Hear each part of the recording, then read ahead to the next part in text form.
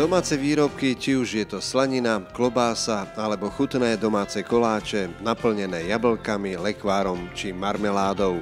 To je len zo pár výrobkov, ktoré už každoročne lákajú návštevníkov z blízkeho, ale aj ďalekého okolia.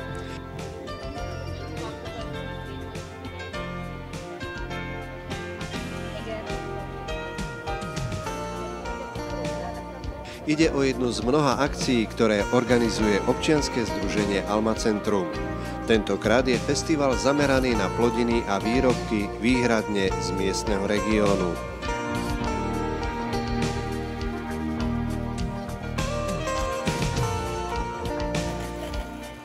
Dnešný festival je o vyberaní desiatkov, vlastne ako dávame hold tej prírode, ktorá nám dala tú možnosť, aby sme pozbierali úrodu, aby títo naši farmári, tí pracovití ľudia mohli vytvoriť nejaké dobré produkty, ako džemíky, lekváre, pálenku, víno.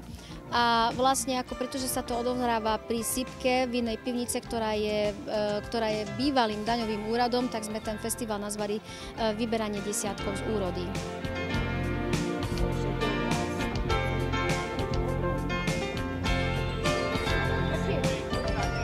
Odoberanie desiatkov je dnes už takmer neznámy pojem.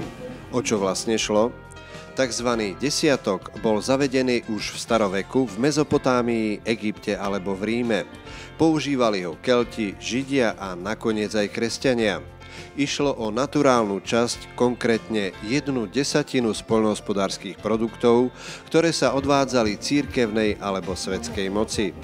Cirkevný desiatok sa v Uhorsku objavil už za vlády kráľa Štefana I. Tento festival je podporený vďaka projektu ANTI, ktorý je vlastne dotovaný Nórskym kráľovstvom a štátnym rozpočtom Slovenskej republiky. Je to spolupráca a týka sa to rozprávkového kráľovstva Slimáčika Kraska a na dnešnom festivale sme predstavili Slimáčiu ulitu, ktorá vlastne ako teraz sa pripravuje, už sa stavia pre Slimáčika Kraska. Občianske združenie Alma Centrum nerobí nič náhodne. Aj domček pre Slimáčika Kraska nie je vybudovaný len tak niekde pri ceste. Rozprávková postavička Slimáčik Krasko našiel svoj nový domov v niekdajšom slívkovom háji. Dnes je to už pieckový háj a spoločnosť mu robia nielen lienky, ale aj piecka v podobe korytnačky. To preto, aby sa Slimáčik Krasko počas zimných večerov mal s kým porozprávať. Pretože sa nachádzame v prihraničnej oblasti, Jablonov nad Turňou hraničí s Maďarskou republikou a blízko je aj tá ukrajinská strana, tak aj tento festival sa nesie v duchu tej spolupráce s maďarskou stranou. Máme tu vystupujúcich z Maďarska a vlastne v novembri očakávame skupinu súťažiacich z Ukrajiny.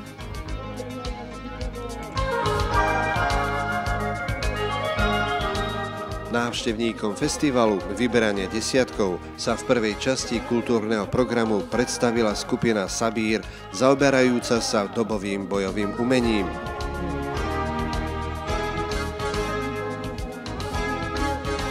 Stredovekí bojovníci do Jablonova nad Turňou zavítali z neďalekého Maďarska.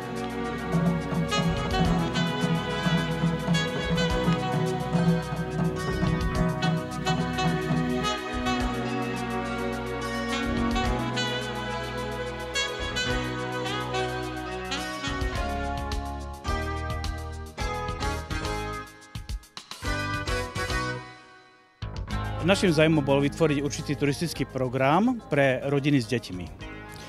A pretože vieme, že deti majú radi rozprávky a majú radi zvieratká, tak na základe vyhľadávania starých povestí a starých príbehov vzniklo najskôr 10 rozprávok.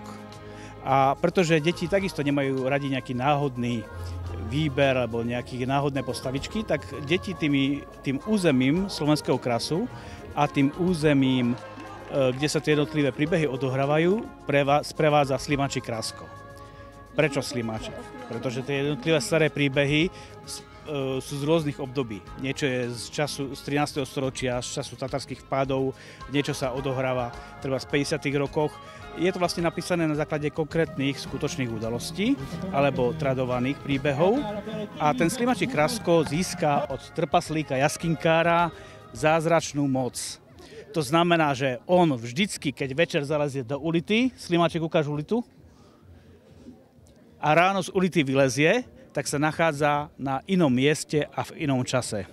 A tak vlastne prechádza celým tým územím a cez rozličné časové a dejinné udalosti a tým pádom vlastne môže byť prítomný všetkému veľkému, čo sa kedysi v tejto oblasti odohralo.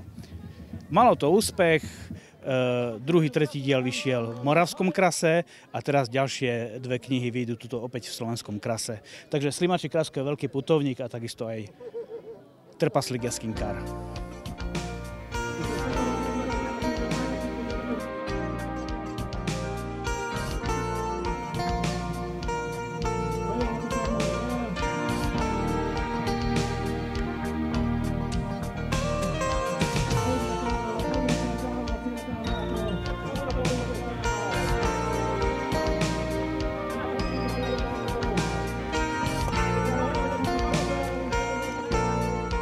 Pri úvode sme pozvali našich hostí, našich návštevníkov na 12. novembra, kedy vlastne chceme slávnostne odovzdať Slimačiu ulitu a vlastne urobiť taký veľký festival piecok.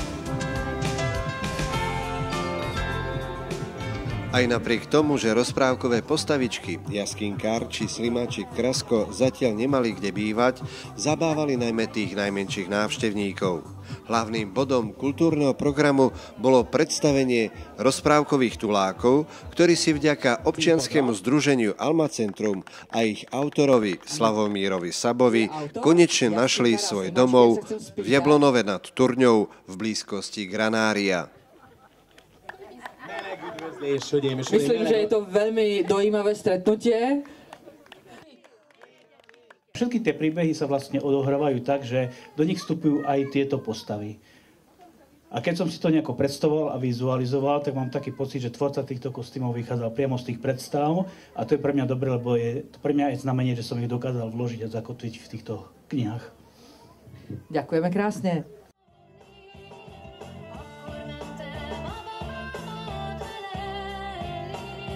Kultúrny program potom pokračoval v podaní maďarskej folklórnej skupiny s názvom Modrý kvietok z Ikladu.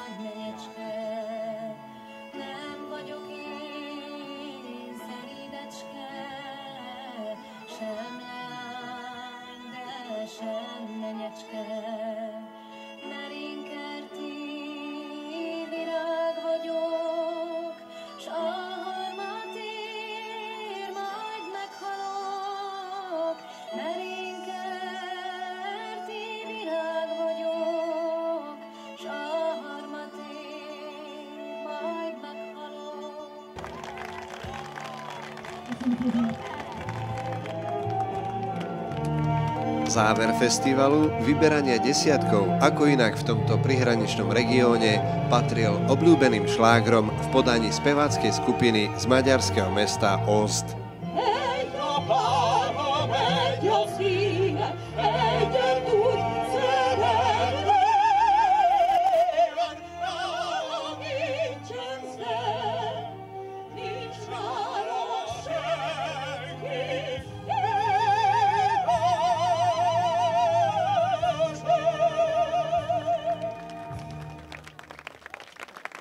Hölgyeim és uraim, Kolbog Márka és Banyi Richárd! És hát elérkeztünk műsorunk végére. Szeretnénk